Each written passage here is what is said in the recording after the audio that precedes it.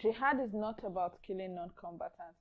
Of course, there are situations where the military form of jihad becomes necessary, and in this case, there are rules, most of which we will discuss later. But what is important here to note is that even where the military form of jihad becomes compulsory and Muslims have to fight, jihad is not killing of women, jihad is not killing of children, jihad is not just about bombing civilian or residential areas where people, young, old, men, women, non-combatants are living. That is not jihad, because even where we are forced to defend ourselves by going to battle, Islam has laid down the rules and regulations in order to ensure that non-combatants are protected even during war.